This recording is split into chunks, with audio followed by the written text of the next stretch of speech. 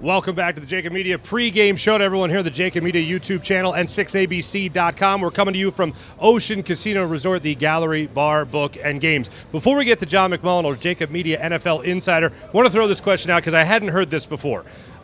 Fletcher Cox, according to Nick Sirianni, was helping out the offense, quote, a couple of weeks ago. He didn't get into specifics about Fletcher Cox and how he was helping this offense, but also he told a story about how Zach Pascal went to Jason Kelce for help. I assume it was about blocking. Again, a center talking to a wide receiver, odd. A defensive tackle helping out the offense, even more strange. Have you ever heard of those units helping one another on the same team there? Well, to be honest with you, it's extremely intelligent to do this, and I'll tell you why. What does the defense spend the majority of its time doing? Learning how to stop offense. Learning how to stop offense. So, the thought is that defensive players don't know a darn thing about offense, okay?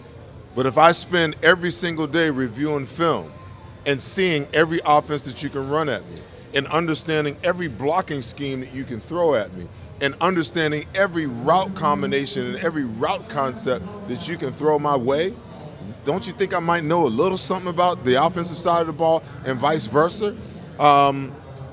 I think it's a good idea. It doesn't hurt. It doesn't hurt in the least little bit, because I'm pretty sure the conversation that Fletcher was having, with the offense is about blocking schemes and what things hurt the defense. What type of schemes hurt the defense the most in certain fronts that they're in.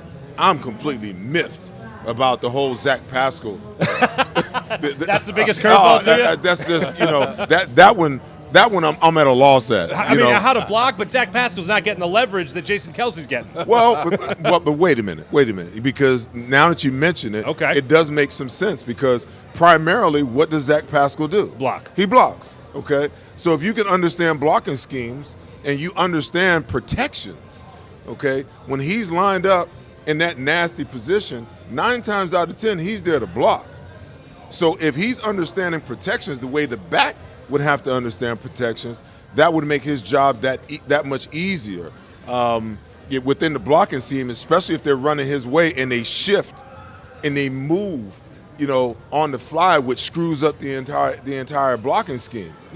Listen, I've always said that if I could go back and play again, you want to know the number one thing that I would do? I would get close to the quarterback and I get close to the offensive coordinator. You want to know why? Because I want to understand how their minds work. It's one thing for me to have a defensive mind and try to figure out how I'm going to attack an offense, but I want to know what they think. I want to know, when we give you this look, what do you think your best option is? What are you going to check to? Because all of these offenses, people try to act like Sean McVay is some kind of offensive guru, some kind of genius. The Arizona Cardinals went and got Cliff Kingsbury. Why? Because they're looking for the next Sean McVay. Now, it's not working out for him, but you got all of these Kyle Shanahan. Football's football, man. It's not that different. You want to know what's different in today's game, than in the game in my day? These spread offenses, these 3 and 4 wide receiver sets that you see, they were running them when I played. You just only saw them on 3rd down. Now they put stress on defenses by running them on any and every down now, because now they're dictating to defenses what personnel you can put on the field. And when they begin to do that, now they can create the matchups that they want by altering and putting and forcing you to make personnel changes that match their personnel changes. But if I could go back, man, I want to get in that offensive coordinator's mind, and I want to get in that quarterback's mind, and I want to understand how he thinks. How are you going to attack cover 2? How are you going to attack cover 4? How are you going to attack man-to-man? Where are you looking? What are your keys when we give you this look and you read it pre-snap? Fair enough. Let's go to Houston right now and talk to our NFL insider for JAKIB Media, our friend John McMullen, as he joins us now from Houston. And, John, one of the first things we talked about on the show, it can't be this easy, right? I mean, you can't face the Steelers and take care of business against the Steelers and then face a 1-5-1 team like the Houston Texans, all be you on the road on short rest. It can't be this easy for another dominant victory tonight for the Eagles, can it? I think it's going to be pretty easy. Thanks for joining us, John. Good to see you, buddy. Yeah, good to see you guys. I try to, Houston is a bad football team. Yep. I'm looking around in the press box. Don't want to upset the locals, but they are a bad football team. And, when we talked to Jonathan Gannon earlier this week, and he's talking up Damian Pierce like he's Lou Holtz playing the Little Sisters before. It's like, Alabama scheduling Louisiana Monroe, Clemson with Wofford. I'm joking a little bit. It's not like that. They have some good players. Pierce is good. Laramie Tunsil's good. Brandon Cooks is one of their good players, but he's not playing because he's upset he didn't get traded. It's a mess down here. They're 1-5-1. This Eagle team's the only unbeaten team in football. Jalen Hurts is coming back to play in Houston for the first time. He's going to be really hyped up to play a big game, play a good game in front of his family and friends. I don't see any way. Look, this is a low game. The Eagles had to go 1,500 miles on a short week. If this was an average team, I'd be concerned about this spot. But the Eagles are just going to out-talent this team. Hey, John, what's the over-under in terms of how soon the starters could be out of this game? They were removed with about 9 minutes to go in the fourth quarter on Sunday against Pittsburgh. I said they may not even have to go out on the field in the fourth quarter, considering what could happen. Well, the funny thing is, you're right, T-Gun. The offensive line, except for Landon Dickerson, obviously Gardner Minshew came in. We even saw some snaps from Britton, Calvin, wide receiver. The back seven on defense, though, played the whole game. So we didn't get to see Nakobe Dean. A lot of fans were upset by that. We didn't get to see Zach McPherson. We didn't get to see Kayvon Wallace. I'm a little bit surprised by that. I asked JG about that this week. Said, Nick Sirianni wasn't comfortable with it. I don't know how much more comfortable you can be. But I don't think you need to get them out early in this game because you have the 11 days after this game. It's almost a mini bye. But, if you're up 3-4 touchdowns, why not? You need to get Nakobe Dean some reps. You need to get Zach McPherson some reps. You need to get Kayvon Wallace some reps. I was surprised that they didn't do it last week because they knew the next game was right around the corner with a Thursday night game. So that was a little bit surprising to me. John, I don't like this term. Is there even remotely a chance, remotely a shot that this could turn into some type of trap game for the Eagles? I mean, the thing about being overly confident in this game, it always seems to bite you in the behind when you don't take that opponent seriously, because there's only 1,696 players in the entire NFL. And if the minute you don't respect the team is the minute where you get in trouble, because all it takes is for the offense to be out of rhythm, a couple of turnovers, and then all of a sudden the Texans believe that they can win this game, and then they begin to play outside of the realm of who they've shown themselves to be. Yeah, it happens all the time. You're right, Seth. And one of the things I think is going to help the Eagles is Jalen Hurts coming back to Houston. As I said, he's going to be really laser focused in on this game. If this were a different opponent, a run-of-the-mill opponent, a long road trip, an average, as I said, on a short week, I would be more concerned. I asked Nick Sirianni about trap games, the old trap game mentality, and I thought he was going to give me coach speak. He actually told me the truth and said, yeah, they exist. Now, he never admits which ones are trap games, but this would have to be a trap game from a player's perspective. You can speak on that. You guys played you guys had some really good teams. You played some really bad teams. How did you approach it? To me, it's a human nature aspect from the outside looking in. And it's not like you do it on purpose, but there is that human nature, a part of it where you say, all right, maybe I can take a little breath this week. It's not going to be nip and tuck. Yeah, John, on that note, one thing that has impressed me wildly about this team is they seem to be totally unaware that they're undefeated. I know they're well aware of it, but they seem to be playing it every right note every step of the way, whether it's whatever the coach is saying or whatever the quarterback is saying or Jason Kelsey before the year even started talking about how you can't be comfortable. This still seems to me to be a very hungry team, even though they're undefeated. And I think it does play into it a little bit, the fact that Jalen Hurts is returning home and wants to show the hometown crowd for himself just how good he could be as an NFL starting quarterback and that he can be the franchise guy here in Philadelphia. Other than what you've heard from the coach, what have you heard from the players about them still trying to stay the course and stay not just perfect in terms of record, but still in persistence of that perfect game? Well, that's one of the things that's most impressive about this team, especially the stars. I thought it was A.J. Brown last week. I mentioned it on all the shows on JAKIB Sports here. When he had the big game, he had the career high receiving yards, career high touchdowns. He didn't want to talk about that. He wanted to talk about the plays he didn't make, the drop pass, how he got caught from behind. I think it's unique. You always hear Jalen Hurts saying he had a career high in 4 touchdowns, but it doesn't matter if he plays well, if he has a mediocre game, even when he threw the bad pick 6 against Jacksonville.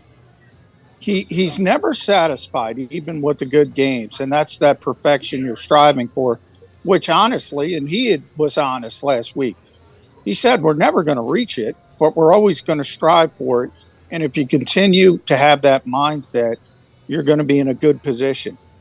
They have a chance to be 8-0 for the first time in franchise history, and it's not like this franchise hasn't been around for a while.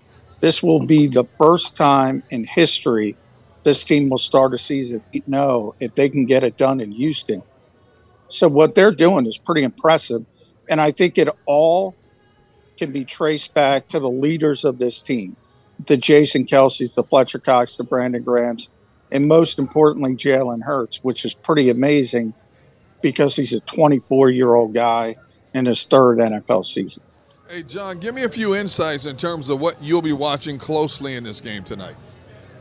Well, I suppose you have to watch Dameon Pierce because he might be certainly the best option offensively for the Houston Texans. And he comes on a week where the Eagles aren't going to have Jordan Davis. And, there's a lot of people I think that don't understand, and maybe Seth can talk about this as well later on the show, what Jordan Davis does for this defense. He's not a stat guy.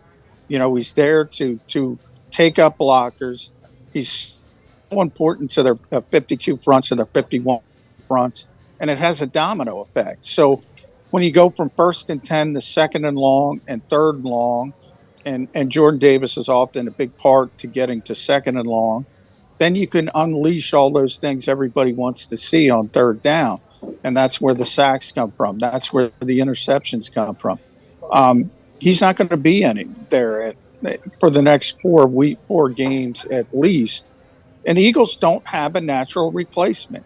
I think it's going to be, for the most part, Marlon Tuipulotu.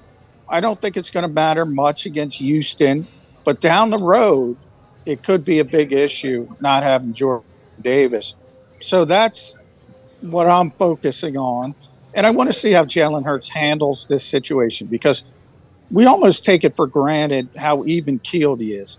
This is a different type of challenge for him because he does like Houston so much. It does mean so much to him. He knows when the Eagles want you to forget about this, but they called about Deshaun Watson. And when they called, the Texans had no interest in Jalen Hurts. That probably hurt Jalen Hurts a little bit. That his home team, that's pretty bad, by the way, wouldn't have any interest in him. So this is a very important game for the quarterback.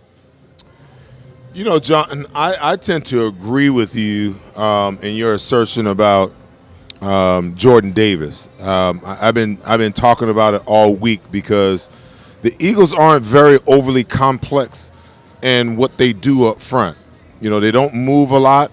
When they line up, where they are. They either line up in an over front, they line up in an under front, or they line up in a 5-man look.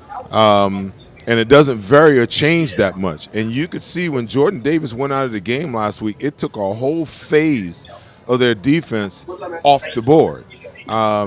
And I just didn't. I didn't think they looked as good on defense as when you have him in there. Now, granted, you have him in there on first and second downs to make sure that you can control the line of scrimmage. But there's also times, where you have him in there in third down situations where now you've got one-on-one, pass rushes across the board, and you can rush all 5 guys, and somebody's just got to win. As we continue down this road, and no one wants to talk about what the timeline is on Jordan Davis, I'm going to be keeping a distinct eye on, that 114 yards per game that the Eagles are giving up. Because you don't have him. You talked about the kid from USC stepping in for him. I'm not so sure that he's that type of guy. When I reviewed him coming out of USC, he looked to me like a guy that could get on the edge, get up the field. I don't know how you feel about it. I would love to see Javon Hargrave line up over center in the nose position and bring in Milton Williams and Tui Pelotu and swap those guys, mixing those guys out, if you will. But they've got to find somebody to step into that role, in the immediate, because if they don't, it takes away a lot of what they do on the defensive side of the football in that 5-man front.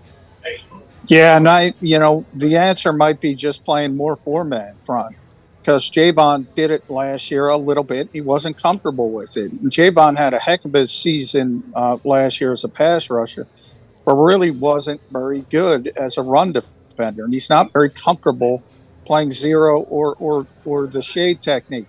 And, if you think, even go back to his days in Pittsburgh, that was Cam Hayward's job, so he didn't have to do it.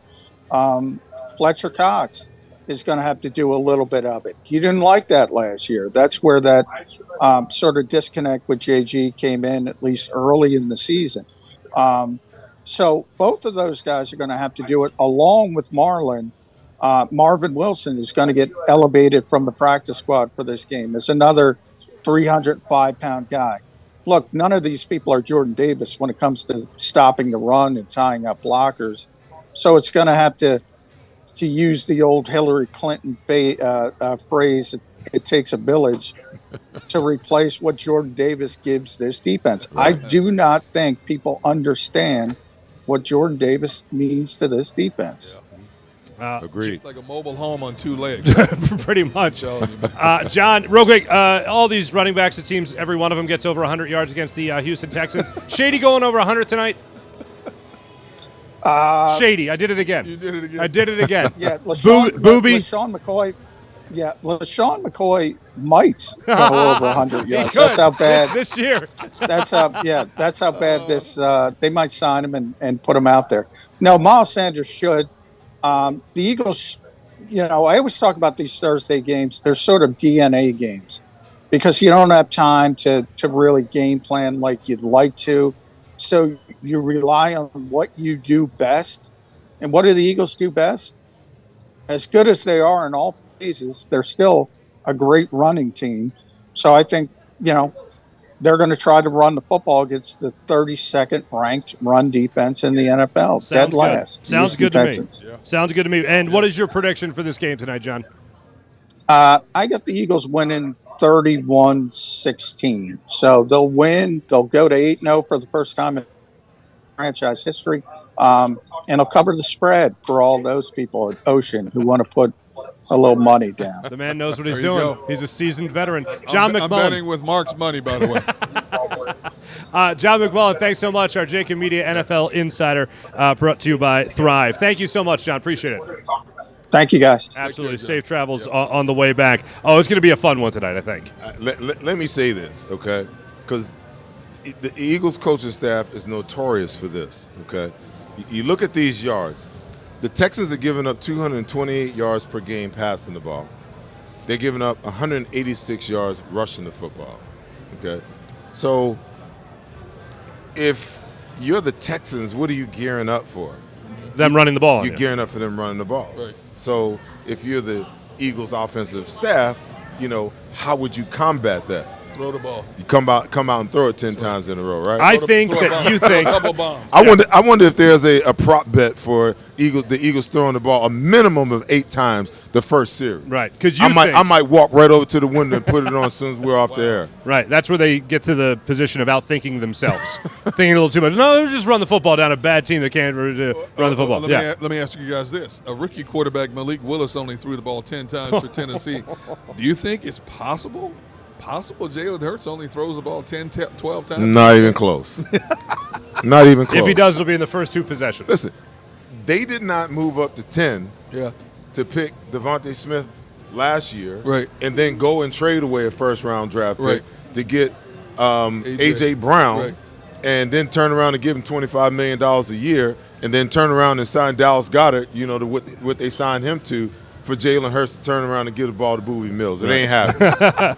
It ain't happening. By the way, John McMullen referenced that game last week by A.J. Brown. I love his attitude. Should have had 4. Should have had 4 touchdowns. You got to love it. More on the Birds when we come back on the JAKIB Media pregame show.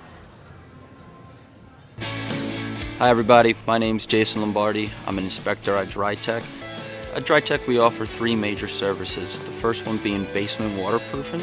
The second service we offer is foundation and structural repairs. And then the third service that we offer is mold remediation. If you feel you are having a waterproofing issue, give DryTech a call or check us out online.